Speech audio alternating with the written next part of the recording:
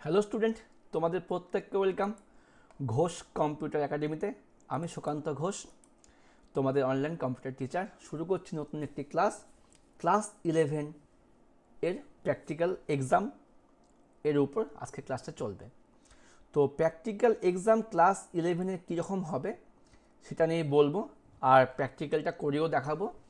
তো মধ্যে কথা, তোমাদের কিন্তু সেমিস্টার 1 এবং সেমিস্টার 2 দুটো সেমিস্টার মিলে কিন্তু হচ্ছে প্র্যাকটিক্যাল এক্সামটা হবে। তোমরা জানো তোমাদের কিন্তু সেমিস্টার 1-এ প্র্যাকটিক্যাল বলতে HTML ছিল, এক্সেল ছিল, এবং সেমিস্টার 2-তে ছিল হচ্ছে HTML। এই দুটো মিলেই তোমাদের কিন্তু সেমিস্টার 2-এর থিওরি এক্সামের পরে প্র্যাকটিক্যাল এক্সামটা হবে। এবার তোমরা তো 35 মার্কস এক্সাম দিয়েছো সেমিস্টার 1-এ, আর বাকি 35 মার্কস এক্সাম দিলে কোথায়? সেমিস্টার 2-তে। তাহলে কত হলো? 35 + 35 কত হলো? 70 নাম্বার হয়ে গেল। এবার থাকলো হচ্ছে তোমাদের বাকি 30 মার্কস। এই বাকি 30 মার্কসে কী হবে? প্র্যাকটিক্যাল। ভালো করে বোঝো, কম্পিউটার অ্যাপ্লিকেশন এবং সায়েন্সে 30 মার্কসের হবে প্র্যাকটিক্যাল এক্সাম। ঠিক আছে? এই 30 মার্কসটাকে তোমাদের কয়েকটা ভাগে ভাগ করা হয়েছে। এই 30 মার্কসের মধ্যে ল্যাব বুক, তোমরা যে প্রজেক্টে খাতা বানিয়েছো, খুব হালকা একটা খাতা হবে, সে ল্যাব বুকে আছে মাত্র 3 মার্কস। তাই এই ল্যাব বুকটা স্কুল থেকেই বানাতে বলে। কিছু কিছু স্কুল একটু বেশি বেশি কিছু লিখতে বলে, কিছু স্কুল খুব হালকাভাবে দিয়েছে। এটা পুরোপুরি স্কুলের ওপর। ল্যাব বুক মূলত বানাতে হতো তোমাদের HTML এবং এক্সেলের ওপর। ঠিক আছে? এবার ভাইবা পরীক্ষাতে হবে 5 মার্কস। এবারে তোমাদের প্রশ্ন আসবে, স্যার তাহলে ভাইবার প্রশ্ন কীভাবে হবে? এই ভাইবার প্রশ্ন তোমাদের হবে HTML এবং এক্সেলের ওপর। তোমাদের হয়তো HTML থেকে প্রশ্ন করতে পারে, HTML এর ফুল ফর্ম কীভাবে এলো, HTML এর এক্সটেনশন নেম কি, এরকম কিছু। বা তোমাদের যেটা প্র্যাকটিক্যালে প্রশ্ন আসবে ওখান থেকে তোমাদের HTML কিছু প্রশ্ন ধরতে পারে। একই রকমভাবে এক্সেল থেকে কিন্তু একই ব্যাপার। তো তোমরা প্র্যাকটিক্যাল পরীক্ষা দিতে যাওয়ার আগে অবশ্যই HTML এবং এক্সেলটা একবার দেখে যাবে, বা আমার চ্যানেলে যে ভিডিওগুলো আছে প্লে লিস্টে চলে যাবে, এখান থেকে অবশ্যই HTML এর ক্লাসগুলো একবার দেখে নিতে পারো। ঠিক আছে? তোমাদের ইচ্ছা, দেখে নিতে পারো বলছে। ঠিক আছে? এই হলো ব্যাপার। এই হলো 8 মার্কস। এবার থাকলো কত? এবার থাকলো বাকি 22 মার্কস। এই 22 মার্কসের মধ্যে এক্সেল থেকে থাকবে 12 মার্কস, আর HTML থেকে থাকবে কত? 10 মার্কস। ভালো করে বোঝো, এক্সেল 12 মার্কস আর HTML 10 মার্কস। ঠিক আছে? এই যে 12 মার্কস থাকবে এক্সেল থেকে, এখান থেকে আবার ইমপ্লিমেন্টেশন 9 মার্কস, আর আউটপুটে কত? 3 মার্কস। মানে তুমি যে কাজটা করলে, কম্পিউটার প্র্যাকটিক্যাল করছো, এখান থেকে তোমাদের 9 মার্কস থাকবে, তুমি যেটা অ্যাপ্লাই করছো, আর ওটা আউটপুট শো করতে থাকবে তোমার হচ্ছে 3 মার্কস। তারপরে বা তোমাকে খাতায় লিখতে হবে। ঠিক আছে? ইমপ্লিমেন্টেশন সময় তুমি কাজটা করে খাতায় লিখলে, সব কিছুর মধ্যে এটা আছে। আর 2 নম্বর, HTML থেকে তোমার থাকবে 10 মার্কস। এখান থেকে হচ্ছে কি ডিজাইনিং, আর HTML web page designing using HTML1 HTML coding program, একটা প্রোগ্রামিং আসবে, যেখান থেকে ডিজাইন করাটা থাকবে 3 মার্কস, কোডিংয়ে থাকবে 5 মার্কস, আউটপুটে থাকবে 2 মার্কস। এইভাবে নাম্বারগুলো তোমাদের বিভাজন করা হয়েছে। ভালো করে বোঝো নাও। তুমি যে HTML পেজটাকে ডিজাইন করবে, সেখানে 3 মার্কস দেওয়া আছে। কোডটা লিখেছো, কোডের ওপর 5 মার্কস দেওয়া আছে, আর আউটপুটের ওপর 2 মার্কস দেওয়া আছে। এটা হচ্ছে বোর্ডের নিয়ম, কাউন্সিলের নিয়ম। এবার কাউন্সিলের নিয়মটাকে অ্যাকোরেটভাবে স্কুল ফলো করবে কিনা, একটা স্কুলের ব্যক্তিগত ব্যাপার। ঠিক আছে? কারণ স্কুলগুলো অনেক সময় ফলো করে, অনেক সময় ফলো করে না।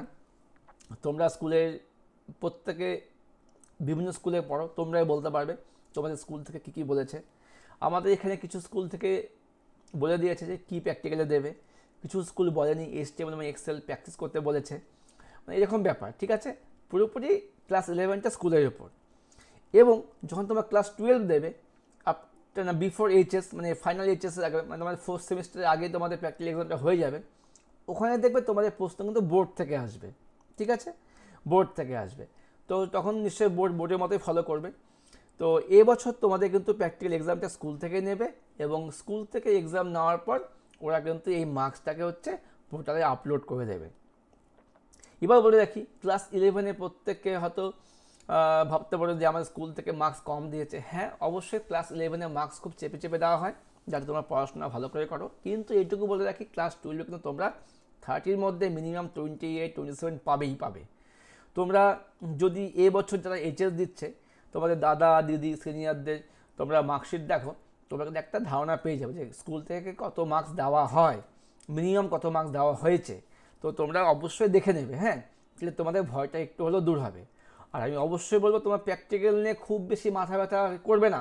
তোমরা দেখা দেখতে পাচ্ছ ল্যাব বুক, আমারই যারা আমার কাছে অফলাইন স্টুডেন্ট যারা পড়াশোনা পড়ছে তাদের দেখি তারা ল্যাব বুক নিয়ে খুব ব্যস্ত হয়ে যায়। স্যার আজকে স্কুলে প্রজেক্ট জমা নেবে, আজকে পড়তে আসতে পারবো না, খাতা লিখতে হবে। মাত্র 3 মার্কসের ব্যাপার, অত কোনো মানে ব্যাপারই না। ঠিক আছে, তোমরা ব্যাপারটাকে অত ডিপলি নেওয়ার দরকার নেই। যেটা বললাম, যারা আবার এইচএস দিয়েছে নিজ নিজ স্কুলে তোমরা মার্কশিটগুলো দেখে নেবে বা জিজ্ঞেস করতে তাদের প্র্যাকটিক্যালি কত মার্কস দিয়েছে, তা তোমার কিন্তু ভয়টা একটু হলেও দূর হবে। আর ক্লাস 11-এ যদি মার্কসটা একটু কম পাও চিন্তা করো না, তোমাদের কিন্তু ক্লাস 12-এ খুব রেজাল্ট ভালো হবে। আর অবশ্যই ফোকাস করো থিওরিকে ফোকাস করো। তো এই তো তোমাদের প্র্যাকটিক্যালের সিস্টেমটা।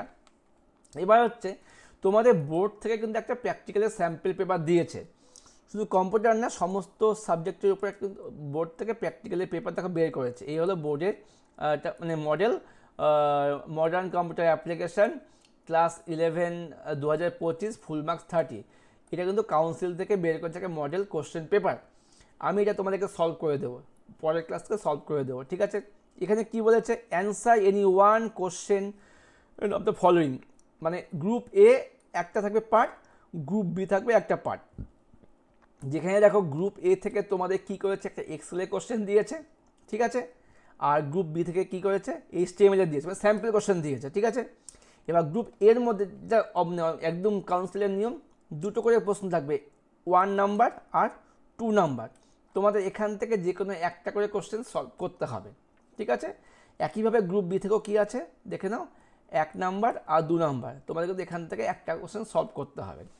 এবার প্র্যাকটিক্যাল পরীক্ষার নিয়ম হচ্ছে তোমাদেরকে প্র্যাকটিক্যাল এক্সামের সময় কম্পিউটারের সামনে বসতে হবে, কোশ্চেন পেপার পারবার তোমরা এটাকে সলভ করবে, সলভ করার পর ওটাকে খাতায় লিখতে হবে তুমি কীভাবে স্টেপ বাই স্টেপ এই কাজটা সম্পন্ন করলে।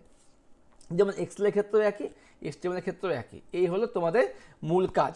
তারপর তোমাদের প্র্যাকটিক্যাল এক্সাম হয়ে গেল, তারপর তোমাদেরকে ভাইবা দিতে হবে। আর অবশ্যই প্র্যাকটিক্যালের দিন তোমাদের কিন্তু প্রজেক্ট কপিটা নিয়ে স্কুলে অবশ্যই নিয়ে যেতে হবে, হ্যাঁ।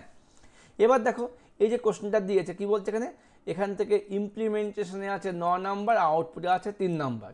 তোমাকে কিন্তু কাজটা অবশ্যই করতে হবে, হ্যাঁ। আর অবশ্যই আউটপুটটা দেখাতে পারলে তোমাকে কিন্তু 3 মার্কস পেয়ে যাবে, ঠিক আছে।